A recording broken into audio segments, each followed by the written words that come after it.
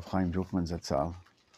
Sure that I heard 47 years ago. Here's my notebook, what's left. And actually, since then they put out his shurim in the books on the Torah and on the Chagim. There's one on Yes. Okay, this is on the Chagim. There's 3 volumes, and the Torah there's 5. So he mentioned how every day we say the Shir Shel Yom. At the end of the morning prayers, we say the song of the day that the Levites said in the Beit HaMikdash. Every day had a special. Purim's a special. Okay, and on the Chagim, on the holidays, there's a special mizmor, a special psalm. And for Purim, like you said, chapter 22 in Tehillim is what we say on Purim. And it says, Lamnatzeach alayet hashachar mizmor leDavid, to the chief musician, Ayelet hashachar, a psalm of David. My God, why hast thou forsaken me? Keri, keri, lama zaftani. And Chazal say that that's what Esther said when she was in a difficult situation. God, my God, why have you forsaken me? It looks like God has left us. And the rabbis ask on that, why is Esther likened to Ayelet hashachar? Because they say Ayelet hashachar is referring to Esther. Ayelet hashachar, like the morning star. The Shachar, the morning. The Gemara in Yuma, page 29, says, why is Esther likened to the Shachar? Just like Esther is like the night, the Shachar. Shachar is the dawn. Right, the dawn. Right, the dawn is at the end of the night. Shachar, Sof Kol Halayla. Gam Esther, Sof Kol HaNisim. Esther is the end of all the miracles. The Shachar, like the night, it means Shachor is dark, is night. Not night, it's dark. But the Shachar is like the morning, the darkest before the dawn. Like it's the darkest right before. So the Shachar, Shacharit, whatever, the morning, actually comes after the darkness. It's the darkest right before. So why is Esther called the Shachar? Because the Shachar is the end of the night. So too Esther is the end of all the miracles. So the rabbis ask what you should be asking. What do you mean Esther is the end of all the miracles? We've had many miracles since then. Not only that, we have holidays in commemorating other miracles, like Hanukkah. Okay. Hanukkah took place like 200 years later. Esther is right before Purim, right before the building of the Second Temple.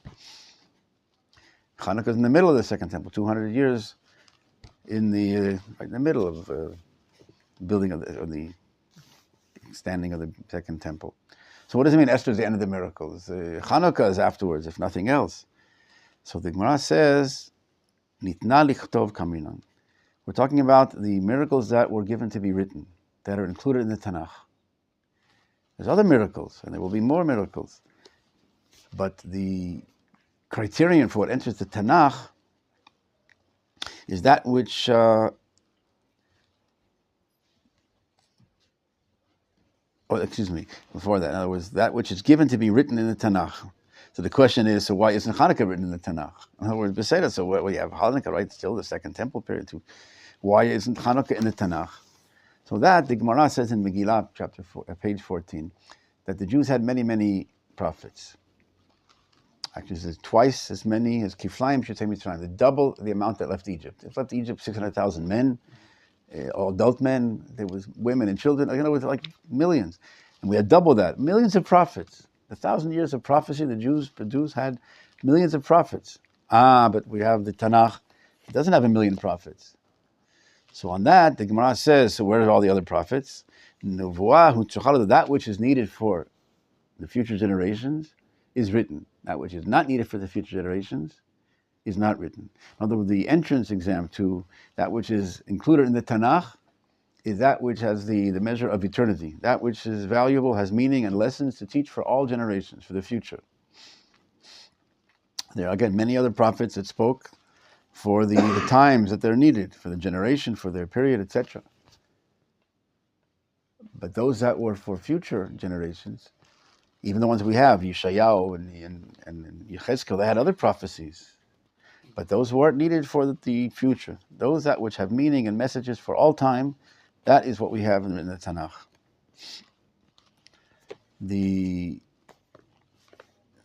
So in other words, Esther concludes the Tanakh. She's the end. She's the Khatimah. She's the final book that was written or included in the Tanakh. in other words, all the messages we need for future generations to guide, to understand the ways of God and understand what to do in reality, it's already written in the Tanakh, either in the book of Esther or the rest of the Tanakh. And Esther completed the Tanakh. All that you need now, the guidebook for all of the future, is now there. And the question is why Hanukkah isn't. Hanukkah also has a message. Why isn't that included? So the Gemara in Chulin, the famous Gemara that we talks about on Purim, page 139, it says, Esther mina Torah minayin. Where is Esther written in the Torah? First of all, what's the question? That's what the Gemara asks. They ask on a few people. That's Haman and Mordechai. It says Esther mina Torah. So obviously what your question is, what do you mean in the Torah? Esther was years later. What do you mean? It can't be written in the Torah. Didn't occur then. It didn't happen then. What is the meaning? First of all, to understand what is the question. So Rav Drucken brought there's the Gemara in the Darim, page 22, that says that had we not sinned, we would only been given the 5 books of Moses and the book of Yeshua. The Gemara says if you didn't sin, you would have the 5 books and the book of Yeshua. That's Erkash and Eretz Yisrael, the value of Eretz Yisrael. In other words, Torah and Eretz Yisrael. Because Yeshua, right, the capturing, the conquering, the returning to Eretz Yisrael. So Torah and Eretz Yisrael, the Gemara says. What about the rest of the prophets? They come because of our lower situation. We needed strengthening. They come to emphasize, to strengthen, to clarify, to remind us of keeping the original Torah. As it says, the final prophet, Malachi, says, Zichru Torat Moshe. Remember the Torah of Moshe. They're not coming to add new things. They're coming to extrapolate or to emphasize and to clarify, to get us back to fulfilling. We go off the track a little bit, so the prophets return us to. So all the words of the prophets to reprimand us, etc., to return us to the Torah.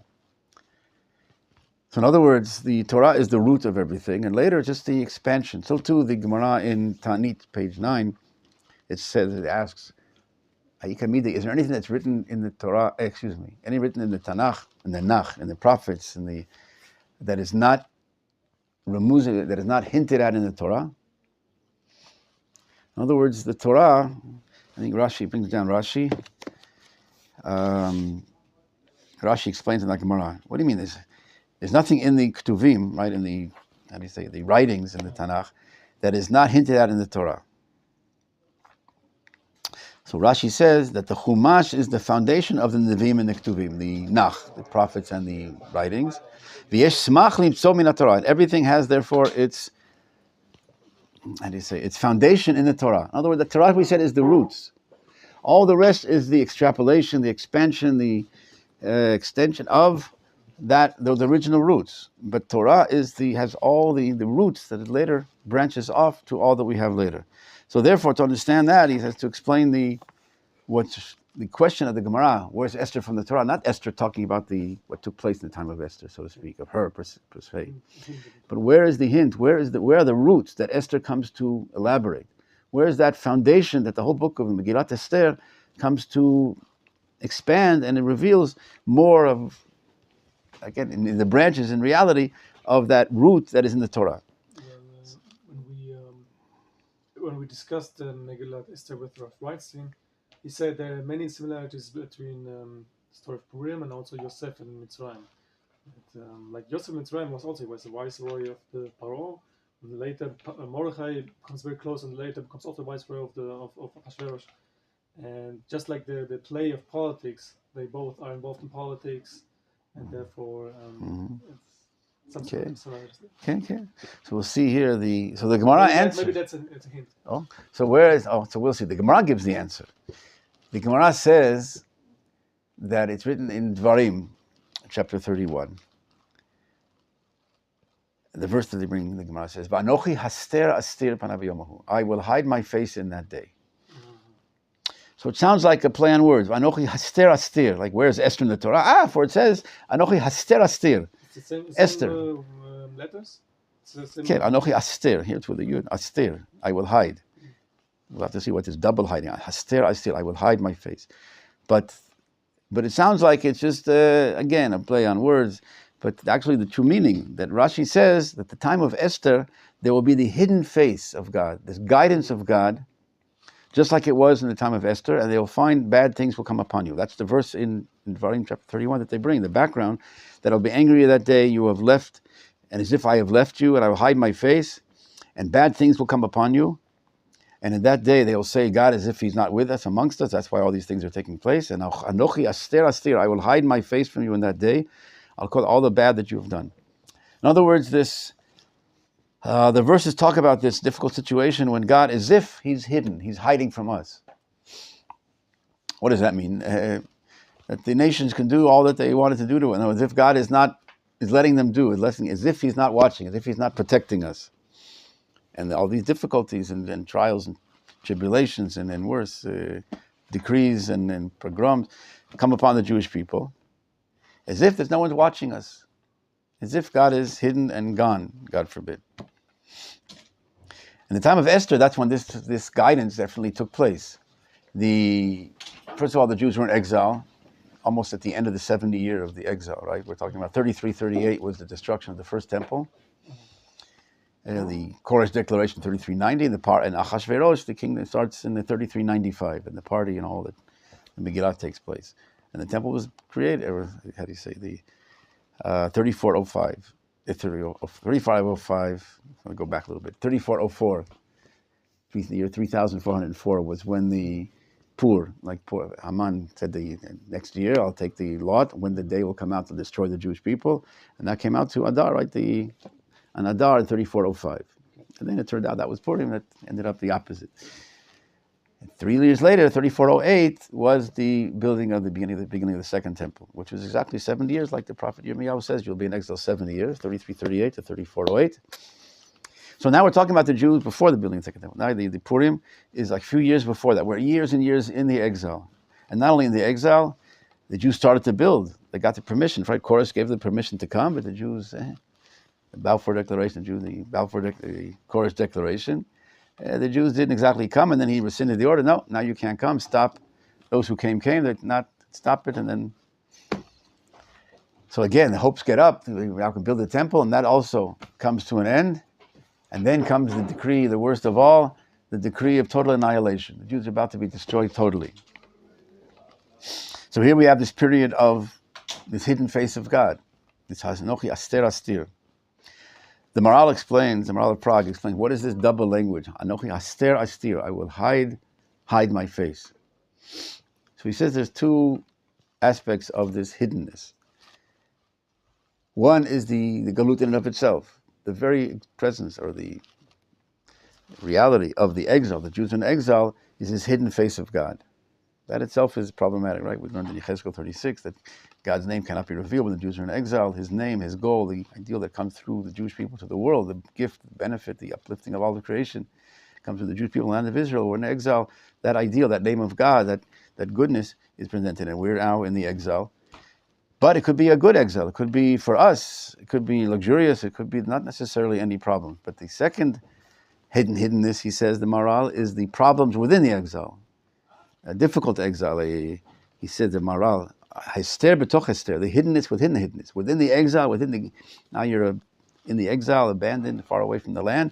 And within that, also problems. The Ramban on the Torah, this verse in Devarim chapter 31, what is the Anochi haster aster, I will hide my face? There's two different types of hiding. One, he says, the hiddenness of the face of his mercy, he says. Like, again, the same thing, as if God isn't watching, we don't see his mercy, we don't see his guiding us. It seems to be that he's gone, and his mercy is not upon us, and all these problems are afflicting us and coming upon us. The second thing he says is not, like the Maharal said, the problems within the exile. The first one was the problems, the very fact that you have problems and then difficulties. The second thing is that the hester pnei agula, at the redemption, the face of the redemption will also be hidden, that the redemption will come in a hidden way, that the redemption itself will also be in a hidden way, meaning not with miracles, but through the natural redemption. So that's these two aspects of this haster aster. The novelty, therefore, of Brooklyn explains, of Megillat Esther that completes the Tanakh, is the relationship of God to the Jewish people in this hidden manner. Again, hidden isn't that God really is gone, God forbid, or abandons us to nature, or to mikre, or to it's all by chance. But it's just in a different way of guidance. There's a guidance that He reveals His hand, and you see the miracles. You see the splitting of the Red Sea. You see the 10 plagues, like from Egypt. There you see the guidance. Here is a hidden God. Not that He went away. His face is hidden, like He's watching, but you don't see Him anymore. He's still watching and guiding every moment. And that's what Esther, this book of the Megillat Esther, adds to the Tanakh. Because the Tanakh includes all the situations, the revealed guidance of God and this hidden guidance of God. And that is the message for all generations.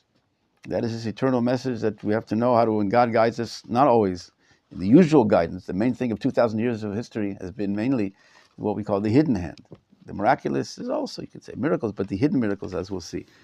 That the way to understand and recognize God, even in this natural way of guidance. Hanukkah, however, is also, it's already in the Tanakh. There's also miracles that took place like Hanukkah, the Pach Hashem and the flask of oil that lasted. There's also miracles in the Tanakh. Not a novelty that teach us new miracles. And the fact that Jewish people had wars and succeeded in wars and battle, that's also in the Tanakh.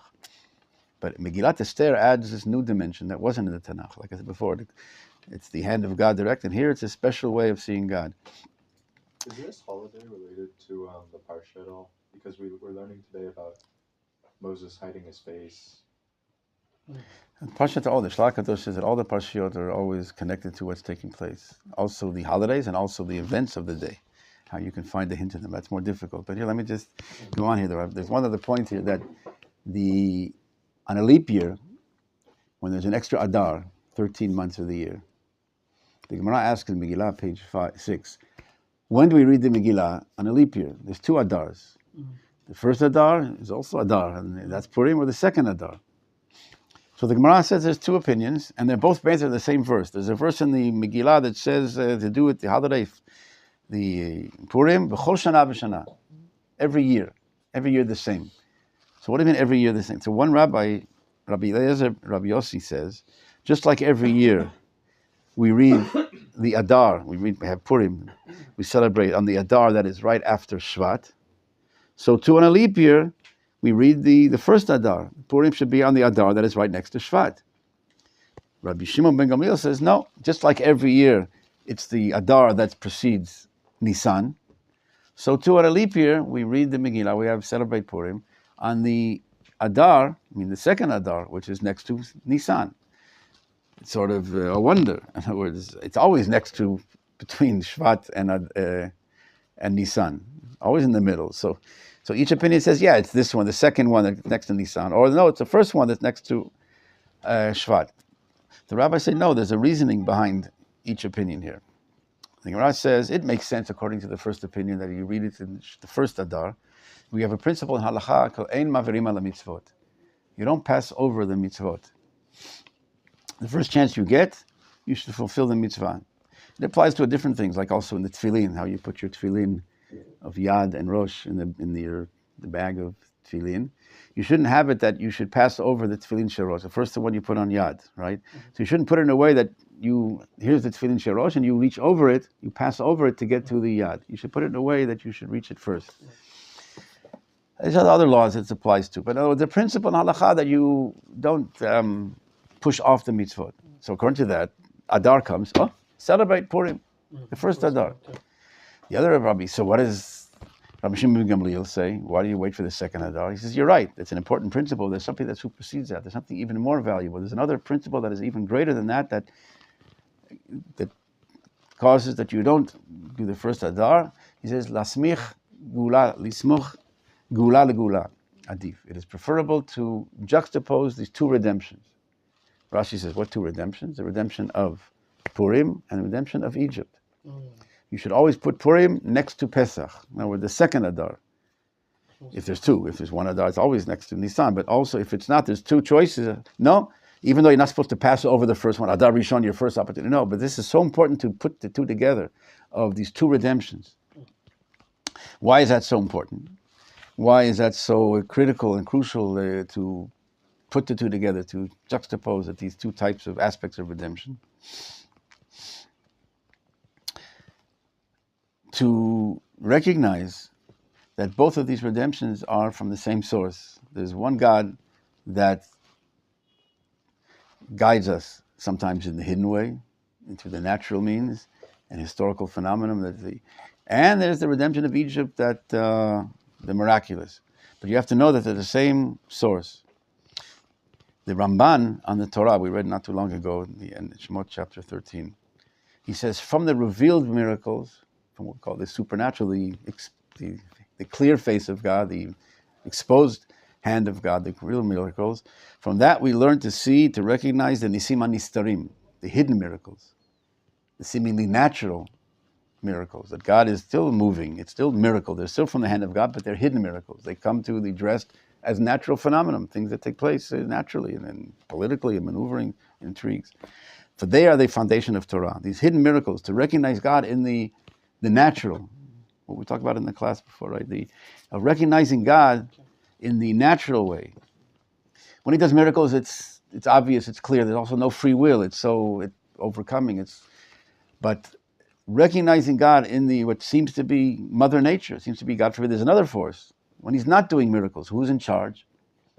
Mother Nature or random, abandoned, it's all by chance? No, it's the same God. And that's why it says, Anochi Hashem Elokecha asher hotzeitzich mi'Eretz. The first commandment is, I took you out of Egypt. Anochi. And this is also Anochi. Anochi aster astir panai. It's the same Anochi. The I that took you out of Egypt with the miracles, with the clear hand of God. It's the same I that took you out of, that redeemed you in the time of Purim. It's not some other force, God forbid, some dualism. There's one force of all, but I work in two ways. I work in the revealed way, you'll see my hand, and there's other ways where I work behind the scenes.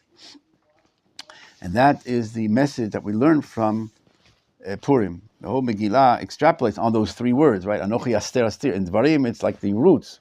But what does that mean? How do you see that manifesting in history, in reality? The whole Megillat Esther is this expression of that principle of God's guidance in the natural.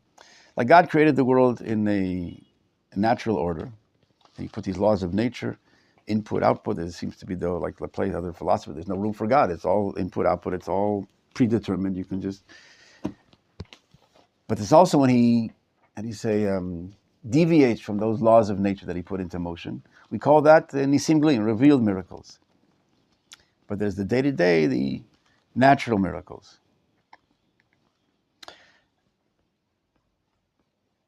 Like we say in the Kriyat Shema every day, Vayayim Shamua, in chapter 11 in Dvarim, that if you listen to God, I'll bring rain to the land. What do you mean? I'll bring rain in its time. What do you mean rain comes? We don't know how rain comes. We know it's, I don't know, cloud movements and whatever, etc. It's all very natural. So to our eyes, it's very natural laws that run it.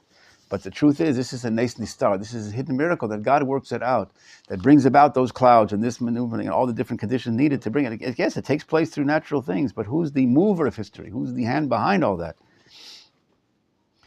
That is what, like the Ramchal explains, how all of history, all of reality is set up such to bring about the manifestation of divine ideal. God created the world from nothing. Not like there's a world that existed and God comes and says, I want to make a better world to perfect mankind. And who says you can? In other words, other forces that exist, that there are problems, obstacles that maybe man won't agree and won't want to, or the nature, or how can you stop earthquakes and hurricanes and death, things that aren't in your hand. In other words, they already exist. You want to make a better world, but you have things that maybe could hold up that plan. No, nothing existed before. God's ideal is the foundation of all creation. The goal that he wanted to bring, the benefit, the blessing to bring to all of existence. He created the world for that. Everything stems from that ideal and works towards and leads up to the fulfillment, actualization of that ideal. There's nothing outside. Ein od milvado, nothing outside of the divine plan. It's all from him and for him. So the Ramchal explains in Dat Funot, the Knowing Heart, page in English, page 37, this ideal, this goal of, is it in accordance with this intent, that he, God, formulated the laws of his creation. And everything that he has caused to happen is what is necessary for the realization of this end. All that takes place is this unfolding, this to bring it about. Even the forces that seem to be against and anti and that's also part of the plan, to emphasize, to overcome, and to make it, like I mentioned, the bow and arrow. You seem to be going the wrong direction. You're pulling this way, but that's what causes it, even the arrow to go even stronger in the positive. In other words, everything has its, even evil has this temporary function to cause the good to overcome and to be better and to be stronger. Temporary. The good is what the absolute, that's the eternal. The negative and these difficulties and challenges are part of the plan to force out sometimes that we need the push and to help us and to bring out and to guarantee that the good will become out and can come out even stronger. But everything is there, it's created for the necessity, for the realization of this end. Also, he says later in page 73, that every day that passes finds the world closer and closer to perfection. What is more, the Holy One, blessed be He, in the depth of His design, fashions contingencies, continuously manipulates events to bring the world to this perfection. You don't see that. You think things are happening naturally. Things are, the whole book, again, we'll see, of Purim. He has this, Haman has his intentions, all the political intrigues and machinations. Everyone has their reasons and their interests that are involved, but a God through that, the mover, the capital M, the mover of history that is bringing all to the maximalization to bring the world to this perfection. Every day is working continuously to, God fashions it all and moving all behind the scenes. The revealed miracles gave us a glimpse of that hand of God, of that realization that there's something guiding the world, there's something beyond the laws of nature, there's something greater. And now when we don't do the miracles, now we're already used to, in this national cycle we had, these 40 years in the desert of after the miracles of Egypt, and then later in the desert, 40 years of the pillar of fire and the cloud guiding us, the man from heaven, seeing God face to face. And later when I conceal himself, well, you don't see him anymore, but you know he's there. In psychology, like in children, the development, that the baby, the original thing that needs the mother's presence. The mother walks out of the room, he starts crying. Later, it develops more and more. Then, even when the mother leaves, he still has that confidence, that security that he knows mother is still there. What she needs, he's behind the door, but he doesn't need to see her face to face. So, too, the Jews, we had this, like the Ramban says, the revealed miracles come to teach you, get you used to recognize the constant God's guidance, the everyday guidance, the hidden miracles. For that is the foundation of Torah, he says. Rav Druckmann gives a nice metaphor. You have a child, could be an adult also, in a puppet theater. Puppets, right? Remember, puppets. So he thinks the puppet is working independently. He sees the puppet moving and he hears the voice. So this puppet, this is independent. This is what's running the show. Later, all of a sudden, the puppet picks it up and he reveals, the guy talking behind the ventriloquist, whatever, behind the puppet, and you see who's really, you see the strings, who is close up in the front row, he sees the strings and he sees there's something behind, pulling the strings behind the scene. Later, when the puppet show goes on, you already know that there's someone pulling the string, even though now you see the puppet moving again by himself and the puppeteer is behind the thing, but now you know that there's someone behind, pulling the strings behind the scene. So too, we learn to recognize, and the Megillat Esther to remind us and to teach us, to enhance that understanding, that awareness of the one who is pulling the strings behind the scenes. And that is what we say also. In other words, the same Anochi, right? The same Anochi that did the revealed miracles, that took you out of Egypt, right? Anochi, Asher Hoteti Etcha Me'eretz Mitzrayim. I, God, that took you out of Egypt with the miracles, with the clear hand. It's the same Anochi Aster Astir, the same Anochi that now guides you in the hidden face, in the hidden way, in the natural, but I'm still guiding you. And that's an important message till our day, when difficult times and challenges, and that we should know that God forbid, didn't leave us. We're not abandoned to other forces around. That God is still with us. He never leaves us. The Ramchal also said at the end of the book, he says how even the time when God has totally abandoned the world, and evil seems to be, raising its head and is independent and running the show, and there's no chance of how are we going to beat this. Even then, he says God is working and bringing about the ultimate redemption.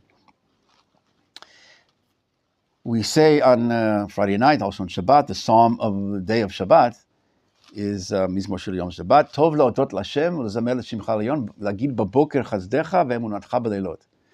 We praise you. We say your praise, your grace, baboker in the morning, and emunah, the faith, at night. During the day, everything is nice. The sun is shining and warm. And you see the grace of God. You see the clear hand of God. You recognize that things are good and happy. Then you say, Lagid baboker chazdecha, to say thank God for the life and the beautiful world, etc. But at night, when things are dark and cold, and you don't see the hand of God, you don't see how good things are, the dark periods of reality, of history, there we say emunat chabalilot. That's where it takes the emunah, the vision. And Rabbi said that's the lagid baboker chazdecha, that's Pesach. The revealed hand of God, that's in the morning, the grace of God, you see the kindness of God. Purim is lemunat chabalilot, the emunah at night, to see and recognize that. Like when the king comes to town with all the entourage, the pamalia, how do you say, with his guard and his royal clothes, everyone recognizes the king. But sometimes he comes incognito, comes to visit the people without knowing, undressed, without his royal clothes, without his royal entourage. And there, it's not so recognized. He looks like everyone else. Only people that say really know him well, that know this is the king. I don't need, without the royal cloth, I know this is the king. I know him. But those that aren't, Megillat Esther is to recognize Hashem even when he's in this hidden phase, in incognito. And Rav Druckmann goes on to bring down a lot of, in the Megillah, in practice, where do you see that in the Megillah itself? Based on Chazal, in the Gemara Megillah, page 12, 13, 14, 15, a lot of it brings down the verse by verse and shows you all the hand of God that's behind the events that took place. But the rabbis asked, the Gaonim already, right after the Talmudic period, the Gaonim, 1,000 years ago, asked, why isn't the name of God mentioned in the book of Esther? The book of the Bible, the Tanakh, God's name. What makes it holy and sanctifies it. There's no mention of God's name. None of the names, Elohim, all the different names. There's no mention of God's name. So the rabbis explain, the Gaonim, that the name of God is the expression of God, how he's revealed, how he's called, right? Your name is how you're called, how you're understood, how you're seen. Since the name of God, in other words, in the time of Esther, there was no expression of God's name. It wasn't seen in history. It wasn't revealed. So also his name is not explicit. There was no explicit manifestation of godliness at the time. And nothing in the Shushan times, wow, God is saving the Jewish people, God is revealing and doing miracles here. Well, it was all, again, natural, historical period. It took place over, I mentioned, 10 years. Right, 3395, the beginning, when the story starts and the party he makes for half a year, etc. And then 3404 is the lot, and then 3405, like 10 years, the whole story. We read it quickly, and we say, wow, we're used to seeing it, and wow, look at this and this and this. We see the hand of God, these coincidences taking place, which the Gemara points out, how they're not coincidences, but they're all divinely orchestrated. But nevertheless, we read it quickly, so it seems like a miracle. But 10 years we're talking about, nothing out of the ordinary took place. So the rabbi said, just like he was no explicit expression of God in the Megillah during the time of the Megillah, so too there's no explicit mention of his name. But however, the rabbi said that this whole thing is a mention of the name of God. The rabbis say in the Midrash that every time it says Melech Stam, if it says Melech Achashverosh, then it's Achashverosh. If it says Melech Stam without any addition, it's Meshamesh Kodesh V'chol. It's also God, the King of all kings, and the King Achashverosh. And again, the Gemara brings down, or Brooklyn brings down the different examples of that. I won't have that much time. It says, Nadadash Nata Melech, that the king couldn't sleep that night. Right, and that's what turned out, that he asked to bring the book of memories, and then they brought back Mordechai saved the king from the coup d'etat, the big time of terror, which also the Gemara says how it was a miracle, so to speak, that they were planning this overtaking the king. These two people that spoke different language that they thought no one knew, Torsi. They were speaking Torsi, and Mordechai just happened to be there. He was from the Sanhedrin that knew 70 languages. So he overheard this, happened to be there, heard it, gave it to the king, and saved the king. All these coincidences. So this was written in the book, and now he couldn't sleep that night. They opened the book, and what did I do for Mordechai? Nothing. And then Haman comes, and the whole story of now that Mordechai is now taken out. He that finds favor in the eyes of the king, now take him out, and with the royal clothes and on the horse. And I find favor in the eyes of the king of Achashverosh and the king above. But what does it mean that he couldn't sleep that night? Nadadash Nata Melech. The rabbis say the three opinions. Rav Tanchum says in the Gemara on page 15, Megillah 15. Nadadash Nata, the sleep of God, the king of the universe, was upset. He couldn't, turning in bed. When God was losing sleep that night. was awoken. The rabbis say nadadu elyonim above, they were above and below. They were, how do you say, nadadu, turning, not sleeping. And Rabbi says no. The sleep of the king Achashverosh was upset. No, it was disrupted. So Rabbi Druckmann says again, like see how to read Chazal. It's not three different opinions. There's three different aspects of the same thing. They're just, how do you say, illuminating different aspects. Rav Tanchum, the first opinion, says the original point. This all starts from the fact that what took place, that God's sleep was disrupted. Because of this decree about the Jewish people, as if God is now, enters the scene more to act, he's woken up. His sleep is disrupted. And because of that, the whole world, what does it mean, Elyonim and Tachtoni, the uppers and belower, that all of the world is now shaken up, is now starting to be, when God is now coming into action, to movement, as opposed to sleeping. He's awoken from his slumber, so now he's beginning to act. Now the world starts to shake. And what has that reveal itself? In the final opinion, that the king Achashverosh can't sleep. In other words, it starts from the root of the mover of history, but it reveals itself through natural events. What we see there, if you had been there, the king can't sleep one night. It happens. It's nothing miraculous. It's like the clouds come and you have rain. But the hand of God is behind all that, all the conditions needed to bring that about. That this one night, exactly, he couldn't sleep. Nevertheless, the whole thing to facilitate the redemption of the Jewish people. Again, the whole Megillah, he points out, is the weaving of the redemption through these, how do you say, juxtaposition of these coincidences, of these happenings, of these chance, quote unquote, chance happenings. But it's all the hand of God, through and within and by way of via all these different natural events. And that's the whole book of Esther. That's what it adds to the Tanakh and completes the Tanakh, that way of understanding and recognizing God in that. The Gemara brings the thing of Vashti, that she, right at the end of the party, and after the year of the party, half a year, Achashverosh says, bring my wife, the queen, in a not modest way, without her clothes, and she refuses. And the Gemara says, but she wasn't exactly this super modest woman. She wasn't, didn't bother her so much to come in that fashion. But here she refused. Why? The rabbis say, either parcha batzarat, there was some, some leprosy or whatever, that she didn't want to come at that day. In other words, by chance, it happened that day was not a good day for her. She didn't want to come undressed, whatever, to expose herself.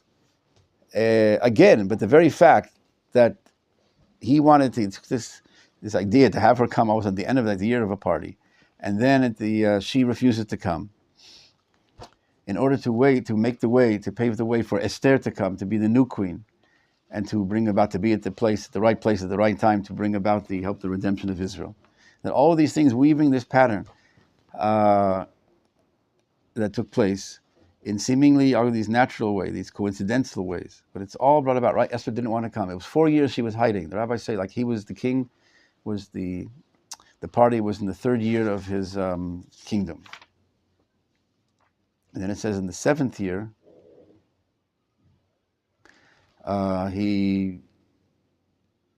Esther was taken, to be, again, Batilakach Esther, against her will. She was hiding. So 4 years later, that was at the end of the 4 years, she was hiding and managed to succeed to run away. It says the Gemara, the Agadat Esther, the Midrash on Esther.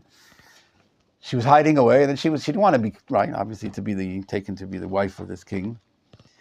And ultimately, she was taken against her will. And again, all these chance events, after 4 years, and this finally takes place, all these chance events that took place that bring about, in other words, coming to teach us, like we say in the prayers, in Modim, in the Shemona Esrei, Nisecha asher b'chol yom, the prayers of every day, the miracles of every day, right? V'niflotecha v'chol eit, every hour. What do you mean miracles every day? Again, the miracles, the God's guidance, the mover of history that is moving all the time in these chance situations. And again, Haman gave the advice, the crazy advice, that now you should kill Vashti, that everyone throughout the kingdom, it's a universal problem that she doesn't listen to you. And everyone, you have to tell every man and throughout the kingdom, this voice goes out, the message goes out from the king, you have to tell everyone that men should listen to their wives, that the wives have to, the wives have to listen to their husbands. all these things, these crazy things, in order to bring about. Haman had the reason that the rabbis say that either his wife wasn't invited to the party that Vashti made for the women, or that he had a daughter that he wanted her to be the queen. So he wanted to get rid of Vashti to make room for his daughter. But again, through all these different intrigues and all these private interests, natural, political machinations, whatever each one, but through all that, God is weaving the redemption to bring Esther to where she's supposed to be and to be there at the right time, to go in against her will. And all the rabbis go on and explain when we have time. The point is, the message is, and the message for generations is, that even when things seem bad, and what's going on today, all the difficulties and challenges, and the redemption, like the Ramban said, that even the redemption comes in this hidden way, not the way, the miraculous way. There's things that but to recognize God, to be aware that there's no such thing as God has left us. It works, he's working now, but the mover of history, but moving through natural history. But that's also the hand of God, and to recognize that, to be aware of that, to expose that, and the more we expose that under when, then it also facilitates the process itself. B'ezrat Hashem, we should have Purim Sameach, and this year we should also see the amazing good things, v'nafochu, all the things that we thought were bad, right? Haman makes the tree to hang Mordechai, and that's the very means of his demise. The very tree that he made to destroy. Oh no, what's going to be? They'd see the tree, Mordechai's going to be killed. And that's the very tree that he was hung on. Now, the very things that we thought were so bad, pulling back the spring in the wrong direction, the bow. These very things that the hand is working through amazing things, intricacies, and through nature, and through the world, within the world, with the human free will. And all of that is the puppets on the string, so to speak. God is pulling the strings in an amazing way to bring, like the Ramchal says, to bring the world to its ultimate perfection, which also gives you the joy. The goal is not some possibility, some remote possibility. Who says it can be? You're working to make a better world. It's takenet olam. We want to make a better world, mankind. It's very frustrating. Look at the world. What chance do you have? What are the odds? You against the whole world, against evil. Like I mentioned, it seems that who's running the show? So the certainty of knowing that the goal will be, nothing can stop that goal. All of creation is all set up such that all things lead to, hidden or revealed, but lead to that ultimate goal. So you're working for the mission certain, mission possible. Right? It used to be the mission impossible. Here you're working for mission certain. It will be. It fills you with that joy. They're not spinning your wheels and working in vain. Frustration and how do you say? The despair. Here you're working for and with the ultimate goal, with God, to bring about the fulfillment of the redemption. We should see it speedily in our times. We should be partners to that and help that, be aware of that.